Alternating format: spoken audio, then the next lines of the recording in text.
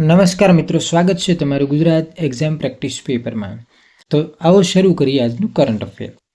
પ્રશ્ન છે, ઐતિહાસિક સૂર્ય મંદિર ખાતે યોજાતો ઉત્તરાર્ધ મહોત્સવ ગુજરાતના કયા જિલ્લામાં આવેલો છે? તો સાચો ઉત્તર છે ઓપ્શન બી, મહેસાણા। મોઢેરા ખાતે મિત્રો 17 અને 18 જાન્યુઆરી દરમિયાન આ શાસ્ત્રીય નૃત્ય મહોત્સવનું આયોજન કરવામાં આવે છે અને મોઢેરાનું સૂર્ય મંદિર જે છે એ મિત્રો સોલંકી વંશના રાજા ભીમદેવ પ્રથમ દ્વારા બાંધવામાં આવેલું। વિશેષ માહિતીમાં જોઈએ તો તે પુષ્પાવતી નદીના કિનારે આવેલું છે અને ઈરાની શૈલીમાં નિર્માણ કરવામાં આવ્યું છે। આગળનો પ્રશ્ન જોઈએ, ભારતનું કયું રાજ્ય તેની ગુણવત્તાયુક્ત પેદાશ માટે જિંજર કેપિટલ ઓફ ઇન્ડિયા એટલે કે આદુની રાજધાની તરીકે જાહેર કરવામાં આવ્યું છે? તો સાચો ઉત્તર છે ઓપ્શન એ, મિઝોરમ। હવે મિત્રો, કેન્દ્ર સરકાર દ્વારા મિઝોરમના આદુના મબલક ઉત્પાદન અને તેની ખાસ સુગંધને કારણે આ બિરુદ આપવામાં આવ્યું છે। કોને? મિઝોરમને।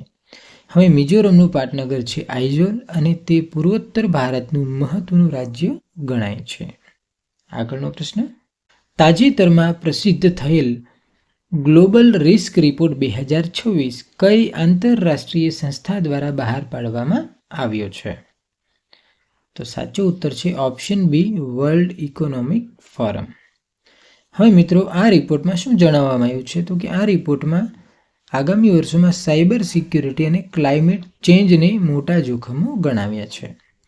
વિશેષમાં જોઈએ તો WEF એટલે કે વર્લ્ડ ઇકોનોમિક ફોરમનું મુખ્યાલય કોલોગ્ની જીનીવા સ્વિટ્ઝરલેન્ડમાં આવેલું છે અને તેની સ્થાપના 1971માં થયેલી છે। આગળનો પ્રશ્ન જોઈએ, વર્લ્ડ ઇકોનોમિક ફોરમ દ્વારા જાહેર કરાયેલ ગ્લોબલ રિસ્ક રિપોર્ટ 2026 મુજબ વિશ્વ માટે સૌથી મોટું જોખમ કયું ગણાવ્યું છે? આપણે આગળ વાત કરી, આમ છતાં અહીંયા આપણે જોઈએ તો સાચો ઉત્તર છે ઓપ્શન સી, AI દ્વારા ફેલાવવામાં આવતી ખોટી માહિતી।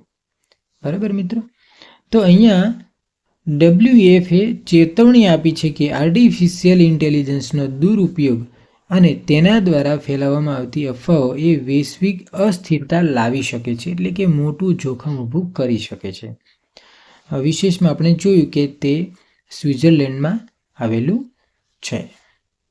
આગળનો પ્રશ્ન, દર વર્ષે 16 જાન્યુઆરીને ભારતમાં કયા દિવસ તરીકે ઉજવવામાં આવે છે?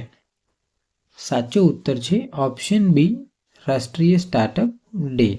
તો મિત્રો, વડાપ્રધાન શ્રી નરેન્દ્રભાઈ મોદીએ વર્ષ 2022માં 16 જાન્યુઆરીને આ નેશનલ સ્ટાર્ટઅપ ડે તરીકે ઉજવવાનું જાહેર કરેલું।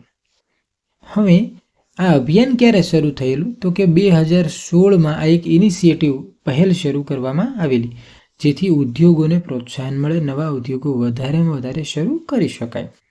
તો 16માં શરૂ થયેલું માટે 2026માં તેને 10 વર્ષ પૂર્ણ થયા છે।